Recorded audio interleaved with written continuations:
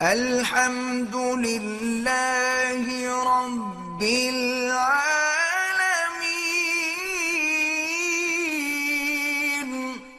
بیت المقدس جو مسلمانوں کا قبلہ اول ہے،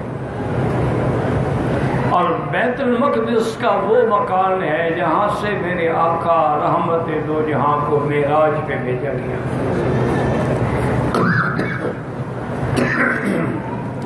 اور مسجد اقصیٰ جو ہے یہ وہ مقام ہے جہاں تمام اللہ کے انبیاء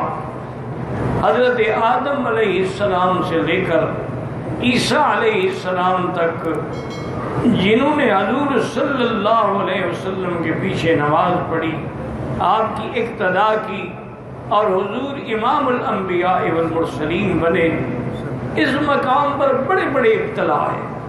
یہ کئی دفعہ ایسا ہوا ہے کہ کبھی یہود کے قبضے میں، کبھی دشمن کے قبضے میں، اور پھر یعنی تمام ادوار گزرنے کے بعد سیدنا عمر رضی اللہ تعالی عنہ نے آ کر اس کو آزاد کرایا۔ پھر یہ مسلمانوں کی شان و شوکت اور ان کی عبادت کے لیے کھلا رہا، ان کی اقتدار میں رہا۔ پھر یہود نے سازش کر کے حضرت عمر کے بعد پھر دوبارہ قبضہ کیا۔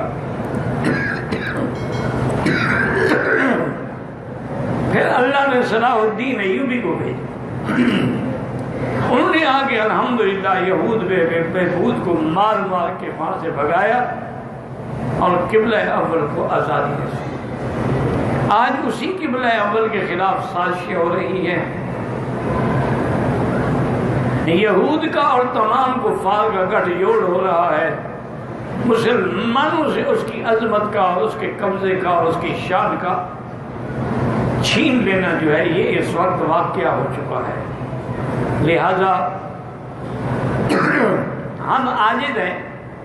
نہ ہمارے پاس طاقت ہے، نہ ہمارے پاس کوئی قوت ہے، لیکن سب سے بڑی طاقت دعا ہے کہ ہر مسلمان رات میں، دن میں، طواف میں، سفر میں، حضر میں دعا کرے کہ یا اللہ مسلمانوں کے اس قبلے کو محفوظ فرما، اور جن لوگوں نے اس پہ ناجائز قبضہ کیا ہے ان پر اپنا قہر نازل فرما۔ اللہ تبارک و تعالیٰ کے آگے کوئی مشکل نہیں، وما ذلک علی اللہ بعزیز۔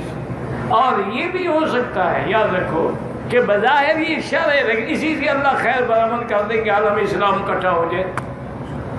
کیونکہ ہر چیز میں اللہ کی حکمت ہے۔